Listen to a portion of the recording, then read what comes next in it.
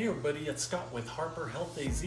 Today, I'm going to show you how to make two different types of pumpkin pies. First one we're going to do is a no crust pumpkin pie.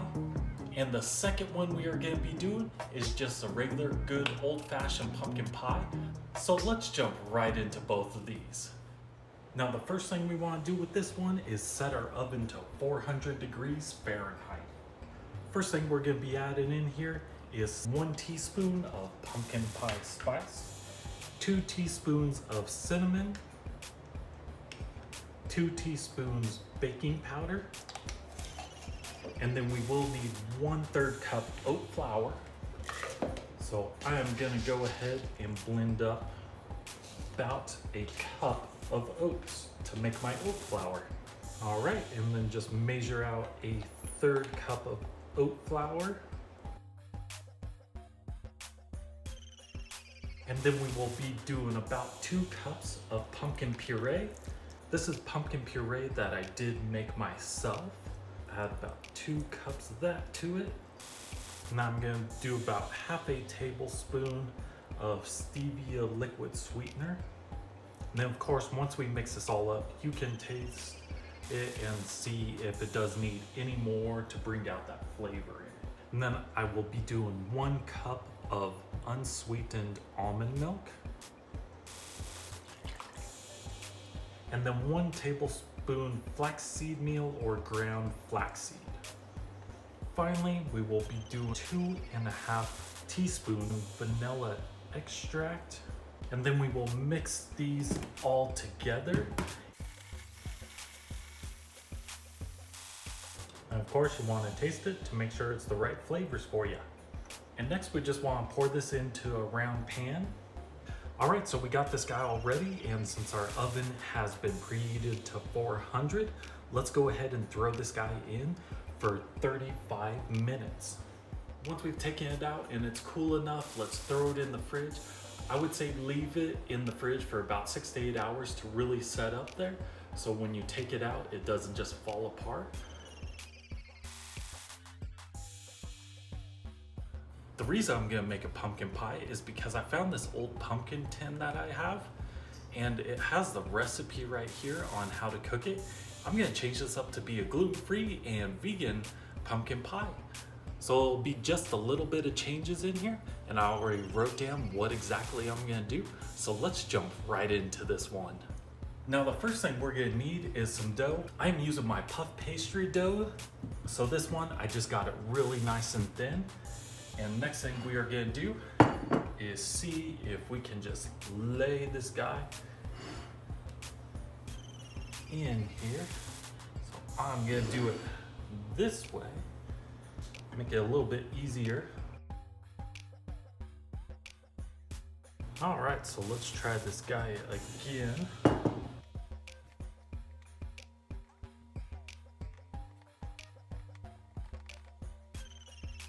And this time, I'm just gonna roll up the edges of it, since it shrunk up significantly on me the first time. Then I'm just gonna let this guy sit to the side, see if it shrinks in a little bit, and if so, we will redo how exactly we have it laid out at that point. Because this crust does puff up quite a lot. So it's been quite some time since I've done a pie like this without a pre-done crust, so we will see how it turns out.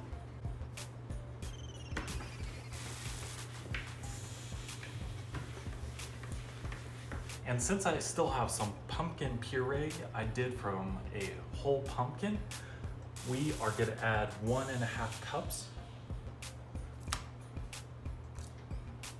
And now in place of the sugar and honey, I am gonna do 1/2 monk fruit syrup. And now in place of the 2 eggs, I am gonna be doing a 1/2 cup of applesauce, and this is the homemade applesauce I made with my apple cider and applesauce recipe. And then 1/4 teaspoon of salt. And now since the recipe calls for cinnamon, nutmeg, ginger, and cloves, I'm gonna be using pumpkin pie spice because that includes all of them in there. 2 teaspoons of the pumpkin pie spice. Next will be 2/3 cup of Ripple half and half. And now I'm gonna go ahead and mix this all up. So let's go ahead and bring this guy that is having the edges crumble apart on me.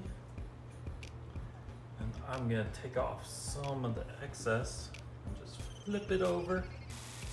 Learned this one from my mom, pinch and twist. One thing I always remember being done was doing fork at the bottom. All right, and then we are just gonna throw our pumpkin pie mixture right into this. All right, now that we got our pumpkin pie all done, we are gonna set our oven to 425, wait for it to preheat, throw our pumpkin pie in there for 15 minutes. Then after 15 minutes, we are gonna go down to 350 degrees and bake it for another 45 minutes. At that point, we will check it out and see how it is. All right, so we got our pumpkin pie all done. I stabbed it with a knife and a toothpick just to make sure, but it's looking very good. And I think with just letting it sit for about 30 minutes to cool down, everything's gonna set up perfect. I hope you all enjoyed this double take on 2 pumpkin pies. One that is no crust, the crustless pumpkin pie, and then also our regular pumpkin pie. As you can see, I took this old-fashioned recipe, just converted it a little bit into a gluten-free and vegan option. This is what you can do with so many meals out there. If you see those favorite ones, easiest way I can recommend is just Google easy vegan, whatever the recipe name is, and you're all set. Again, if you guys have not hit that like button, definitely do that. It really helps me out with the YouTube algorithm. And then as far as that red button down there, that subscribe, go ahead and click that. Hit that 250. I'm so thankful to everyone. Next, going for 500 subscribers. So until next time, have a great rest of your day.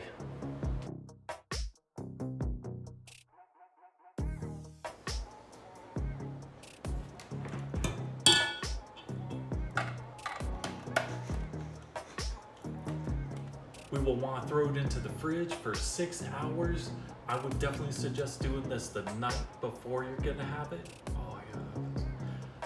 And since I still have some